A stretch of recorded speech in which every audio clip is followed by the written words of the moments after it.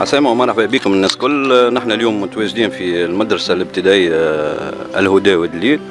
مدرسة معروفة من أقدم المدارس في المعتمدية.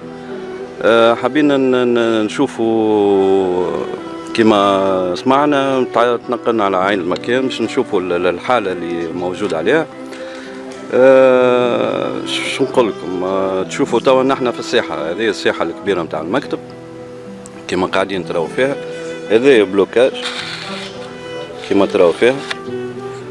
فما شكون سمعنا قالوا توعوا باش يبلطوها الساحة الكل، لكن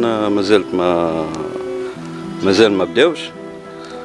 لهنا نداء للسيد رئيس بلدية كان يعمل مزايا بالطبيعة.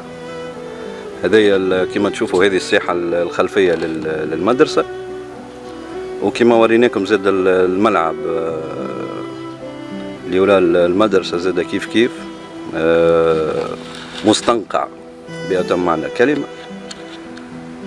غدوة تلامذتنا يرجعوا يقراوا، وليداتنا يرجعوا يقراوا كيفاش الكونديسيون، كيفاش باش يرجعوا يقراوا، ولا يقدر يتيح واحد كما قلنا. تشوفوا قاعدين تشوفوا هذا كله بلوكاج، اللي يقدر يتيحوا تيح صغير شكون باش يتحمل مسؤوليته.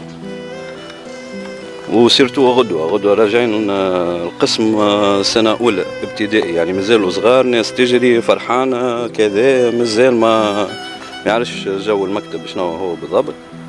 باش يدخل باش يلقى الشاهد في الساحة كيفاش، ما نعرفش كيفاش باش يقبلها.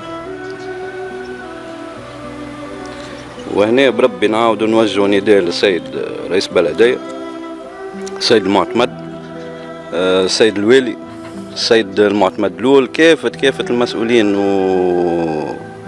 على رأس ولاية منوبة، يشوفونا كيفاش فماشي حل فيها الأكداس هذه المتراكمة كما قاعدين تراو فيها.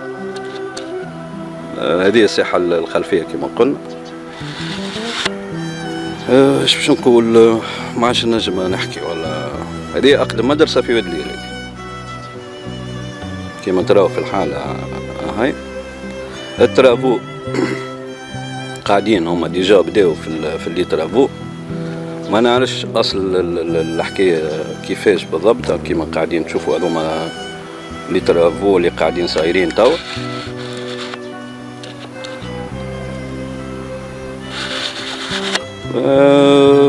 ما نعرفش شنية بالضبط وقتاش باش يكملوا كيفاش، على حسب الساحة. ساحة كبيرة برشا، يعني تشد كان باش يتم تبليطها باش يشد برشا وقت. ما نعرفش.